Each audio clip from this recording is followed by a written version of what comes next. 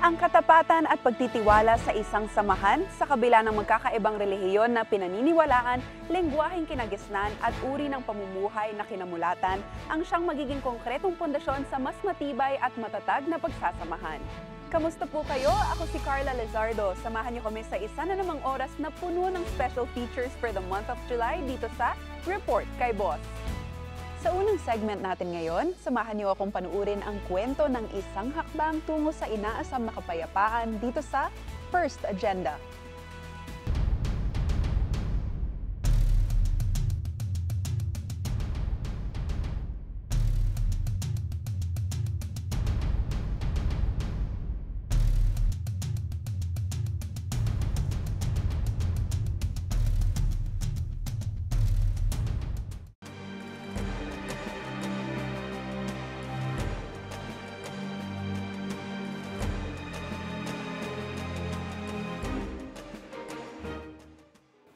Mga boss, kailangan ko pong bigyan din.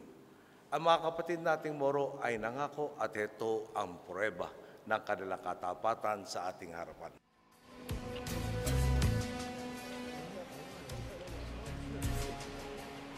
Hindi pa man naipapasambang sa Moro Basic Law sa Kamara, nauna nang isinagawa ang unang bahagi sa decommissioning phase ng Bangsamoro Islamic Armed Forces o BIAF, ang armadong pwersa ng Moro Islamic Liberation Front.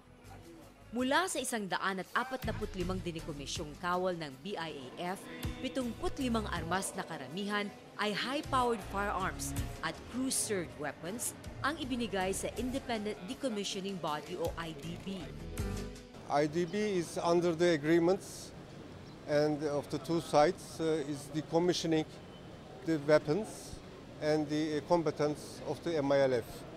This is a voluntary process according to the agreements. It is by no means a surrender. And today, I think this is the first operation we are having. It's a very significant step on the MILF side, showing their sincerity and commitment to the peace process. Ayon sa kasunduan sa ilalim ng Annex on Normalization na nakapaloob sa Comprehensive Agreement on the Bangsamoro, isasagawa ang 4 na decommissioning phase para sa unti-unting pababalik ng mga sundalong MILF sa buhay sibilyan, kasabay ng paghahanda sa Bangsamoro government. Binubuo ang IDB ng 3 diplomats mula sa Turkey, Norway at Brunei, kasamang 4 na local experts para isagawa ang inventaryo at beripikasyon ng mga armas. Sila rin ang magtutukoy kung papaano at kailan epektibong maisasagawa ang pagdekomisyon at ang pagtukoy na rin sa lugar na pag-iimbakan nito. Expecting 75 arms, 24 cruise of arm, and then the rest is 25 is weapon. It's all functional. We have been tested all the weapon. This is for the initial phase 1. For the next phase, we will collecting the 30% of the weapon and the other weapon as well. It's our watchamental. They will be placed in one storage area in Abu Bakar camp. Paglilinaw naman ng MILF, hindi ito pagsusuko ng kanilang mga armas, kundi ang pagpapakita ng sinseridad at pakikipalikat sa pamahalaan sa usaping Bangsamoro.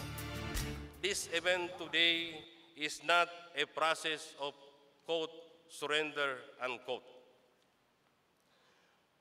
The weapons that are gathered here are to be submitted to the International Decommissioning Body, headed by the representative of Turkey, with members from Norway, Brunei, and 2 each from the GPH and MILF, and are to be stored in a designated place agreed on by the parties. This is an important point in the decommissioning process that we have to clarify, lest misinformation is again disseminated that would create confusion and engender rumors and adversarial to the peace process. Frankly speaking, this decision is one of the most difficult decisions we have made so far in more than 4 decades of harsh struggle. Whereas, throughout the course of history, we have always armed ourselves in defense of our homeland people, and Islam. But today, we have reversed the natural flow of that long narrative. We have agreed to undertake this symbolic decommissioning of our weapons and put them beyond use. We want to show to the world that the MILF will and will always comply with obligations set forth in signed peace agreements. Kasabay din ng okasyon, isinagawa ang pagrehistro ng mga na-decommissioned MILF combatants sa PhilHealth Insurance at ng pagtanggap ng 25,000 pesos na peace dividends. Ang Technical Education and Skills Development Authority ay nagbigay din ng tulong pang-edukasyon sa mga sundalong gustong ipagpatuloy ang kanilang pag-aaral sa mga kursong ibinibigay ng TESDA. Kasama rin nag-abot ng tulong ang iba pang ahensya ng pamahalaan tulad ng Department of Education, Department of Social Welfare and Development, Commission on Higher Education at Department of Agriculture. Masaya, siyempre mayakap na namin yun. Kung magandang pamumuhay, gusto namin livelihood. At saka makapag-aral yung mga anak namin. At saka kung mapayapang pamumuhay.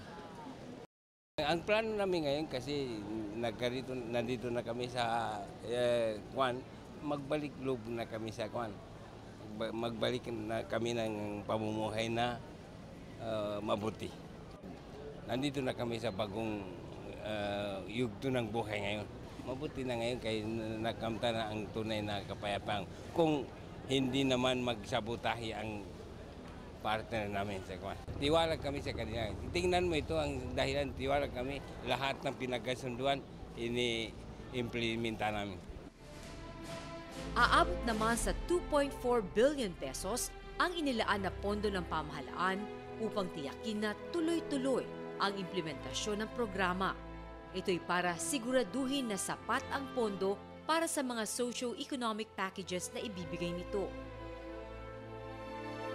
Ang mahalaga sa paglusalubong natin sa kanilang pagbabalik sa buhay sibilyan, sila ay magkakaroon ng pagkakataong makapagsimulang maghanap buhay, ng pagkakataong makipagtapos ng pag-aaral, ng pagkakataong muling mangarap ng isang tahimik, mapayapa at pakipakinabang na buhay para sa kanilang mga pamilya, para sa Bangsamoro at para sa bansa. Mula sa 145 MILF combatants, inaasahang darami pa ang mga maengganyong magbalik loob sa sibilyang pamumuhay. Sa oras na maaprubahan sa Kamara ang Bangsamoro Basic Law, isasagawa naman ang pangalawang pagdekomisyon ng MILF combatants. At kung magtutuloy-tuloy ito, aabot sa 11,000 sundalong MILF ang mabibigyan ng pagkakataong talikuran ang marahas na mundo ng pakikidigma at magbalik loob sa mapayapang buhay sibilyan. Sa inyo na buwabalangkas ang batas at sa mga boboto kinalaunan sa plebisito kaugnay ng BBL, alalahan ninyo ang araw na ito. Tayong nagpabaya sa kanila, tayong nagmungkahi ng mga maling solusyon, tayo na hindi naging masigasig sa pagprotesta at pagpigil sa pang-aabuso sa kanila, aagawin ba natin sa kanila ang pagkakataong mabuhay ng may dignidad at matiwasay? Ito. Mga boss, bibigyan din ko po. Itong dating di natin maisip-isip na nangyayari na. Nagawa nga po ng mga kapatid natin sa MILF ang napakalaking hakbang na ito. At maiisip mo, mahirapan pa kaya sila doon sa iba pang mga hakbang. Palagay ko, magiging padali ang proseso. Ang panawagan ko po, suklian naman natin ang pagtitiwalang ipinakita nila sa atin.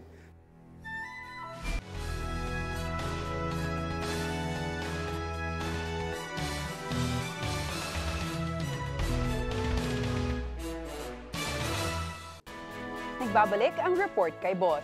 Bago pa man ang huling State of the Nation address ni Pangulong Benigno Aquino III sa darating na July 27, halina't alamin natin ang kasaysayan at iba pang kaalaman tungkol sa SONA dito sa Tatak Pinas.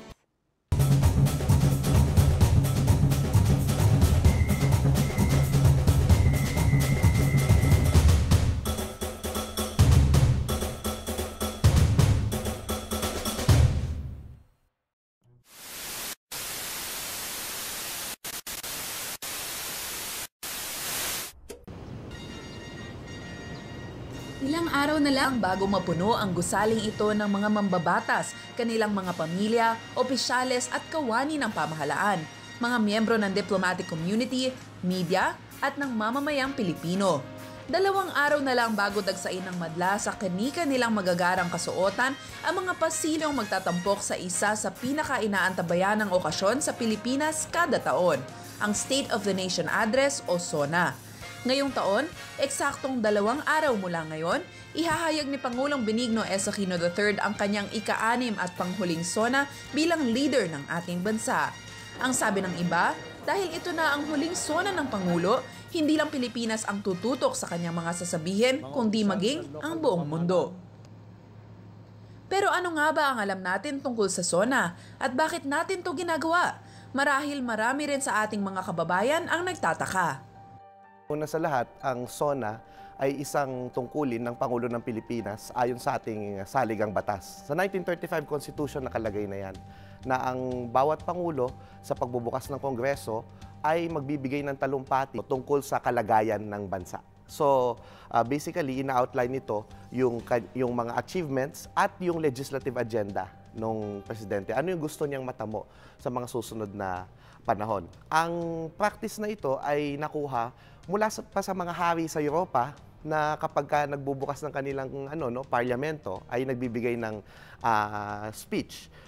At nakuha din natin ito doon sa tradisyon sa Estados Unidos, yung State of the Union Address. Noong 1935, nung nagkaroon tayo ng Commonwealth Government at nagkaroon tayo ng unang Pangulo ng Commonwealth, si Manuel Luis Quezon, nagbigay siya ng, bilang Pangulo, nagbigay siya ng special na speech sa Congress. At ito yung kinoconsider ngayon na unang State of the Nation Address. Ginawa doon sa tinatawag na legislative building.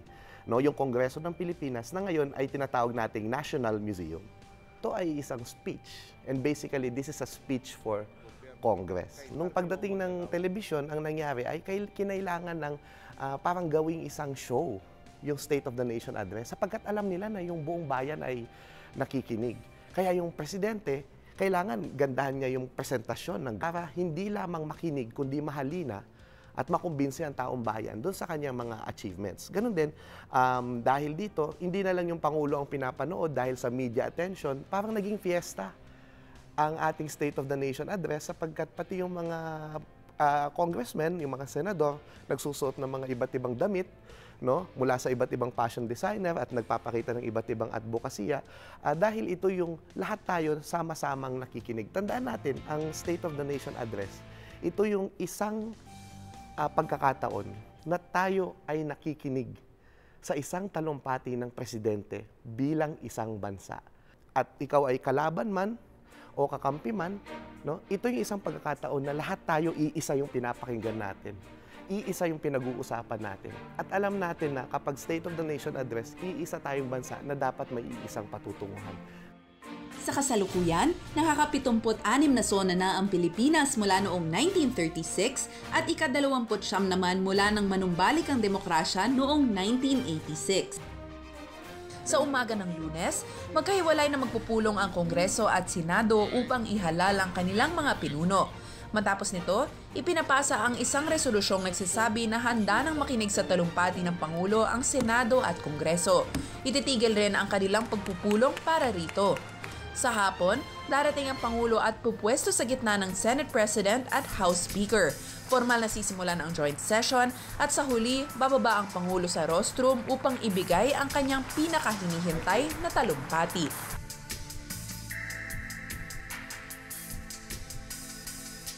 Sino sa mga presidente ng Pilipinas ang hindi nakapaghayag ng kanyang SONA?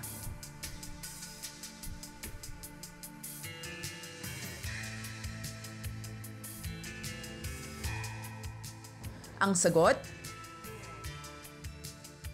Noong panunungkulan ni Pangulong Emilio Aguinaldo, hindi pa naipapakilala ang konsepto ng SONA sa Pilipinas. Sa katunayan, si Pangulong Manuel Quezon ang kauna-unahang naghayag ng kanyang SONA noong 1935. Halos 80 taon na ang nakalilipas. Naganap naman ang panunungkulan ni Pangulong Jose P. Laurel noong panahong nasakop ng bansang Hapon ang Pilipinas. Sino sa mga presidente ng Pilipinas ang may pinakamaraming SONA?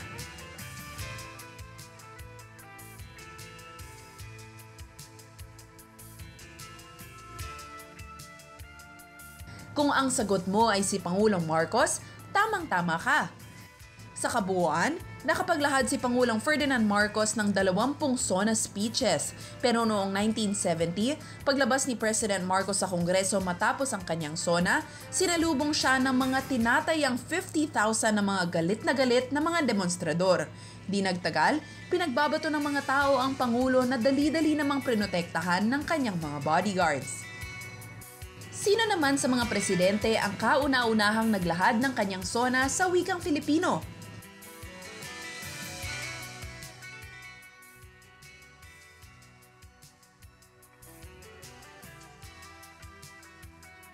Mahirap man paniwalaan, ang sagot ay...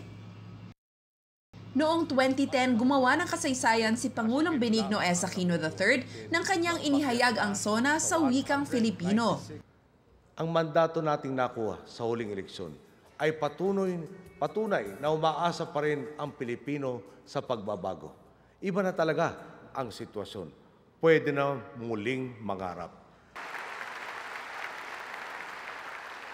Tayo nang tumungo sa katuparan ng ating mga pinangarap. Naway nabigyan namin kayo ng makabuluhang talakayan tungkol sa SONA at sa kasaysayan nito. Sama-sama nating antabayanan ang huling SONA ng Pangulong naghatid sa atin sa daang matuwid.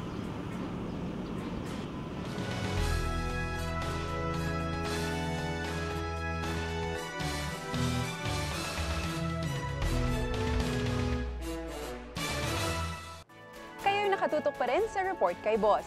Ilan sa mga naging highlights ngayong buwan ng Hulyo ang pagdiriwang ng 68th anniversary ng Philippine Air Force at ang pagpapalit ng Chief of Staff ng Armed Forces of the Philippines. Sa puntong ito, samahan niyo akong alamin ang ilan pang naging lakad ni Pangulong Aquino dito sa Executive Summary.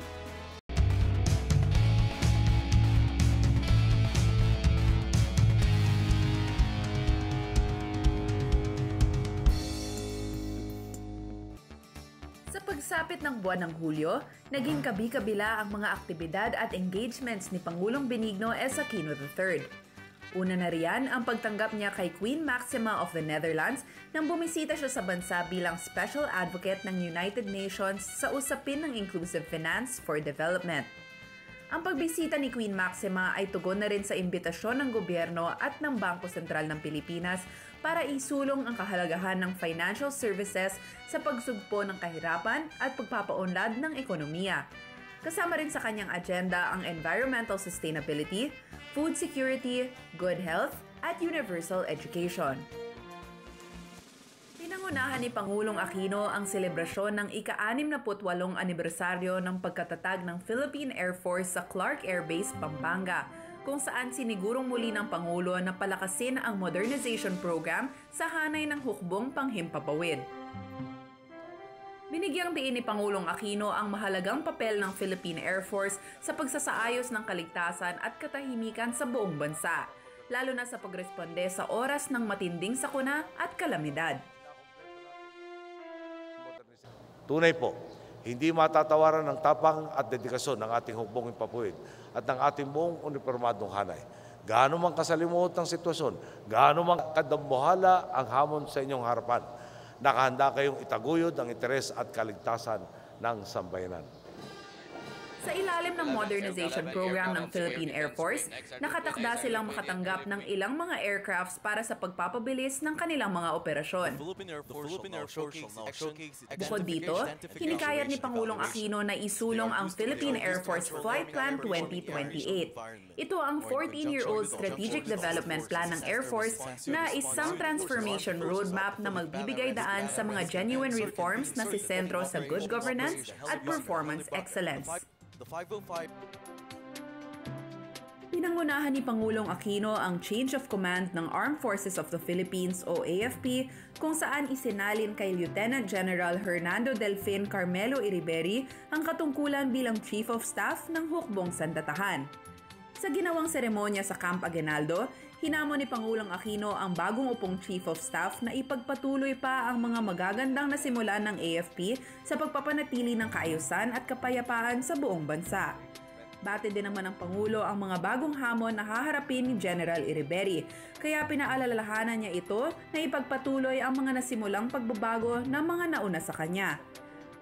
Bago ang kanyang pag-upo sa pwesto, naging 56th Commanding General ng Philippine Army si General Iriberri at graduate ng Philippine Military Academy Batch 1983. Siya ay inaasahang magre-retiro sa Abril ng susunod na taon. Hinirang naman bilang bagong Commanding General ng Philippine Army si Major General Eduardo Año sa isinagawang Change of Command Ceremony sa Fort Bonifacio na pinangunahan muli ni Pangulong Aquino. Ipinahayag ng Pangulo ang kanyang paghanga sa lahat ng mga nagawang kontribusyon ni Major General Año sa sandatahang lakas. Kumpiyansa naman si Pangulong Aquino na maipagpapatuloy ng general ang mga nakamit na pagbabago ng Philippine Army sa mga nakalipas na taon. Itinalaga naman ni Pangulong Aquino bilang bagong pinuno ng Philippine National Police o PNP si Police Director Ricardo Marquez matapos ang halos 7 buwang pagiging bakante ng nasabing posisyon. Pinalitan ni Police Director Marquez ang naging officer in charge ng PNP na si Police Deputy Director General Leonardo Espina. Buo ang kumpiyansa ni Pangulong Aquino sa kakayahan at katapatan ng bagong upong PNP Chief. Hinamon niya ito na pagkaisahin pang lalo at gawing malakas ang hanay ng kapulisan sa Pilipinas upang mapanatili ang seguridad at katahimikan ng bawat Pilipino. Panawagan din naman ng Pangulo sa ating mga kababayan na makiisa ang lahat para sa mas ikabubuti pa ng serbisyo ng PNP sa ating bansa. Nasa likod ninyo ang bayan. Kaya naman, isabuhay ninyo ang inyong mandato bilang nagkakaisang Philippine National Police. Isang Philippine National Police na tumututo sa sinumpang tungkulin.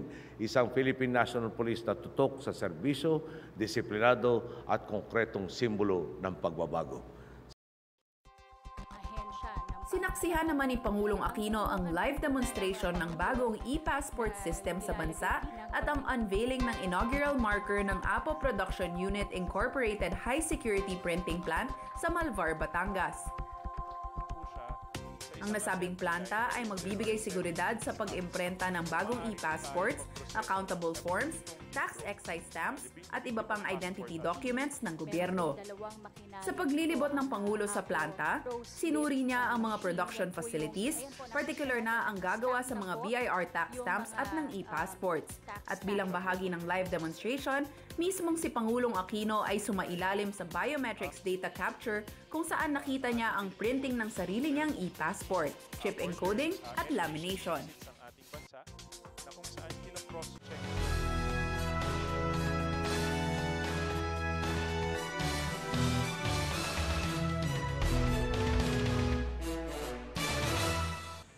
Nagsimula na ang panahon ng tag-ulan at ilang bagyo na agad ang dumaan ngayong buwan. Payo namin dito sa RKB, siguraduhin na palaging magdala ng payong o anumang panangga sa ulan. Huwag nang lumabas ng bahay kung malakas ang buhos nito para maiwasang ma-stranded sa daan. At panghuli, iwasan ang paglusong sa mga bahang lugar para sa inyong kaligtasan at kalusugan.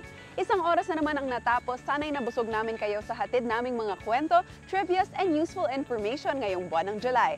For more updates, you can follow us on our social media accounts. Ako po si Carla Lizardo at ito ang Report kay Boss.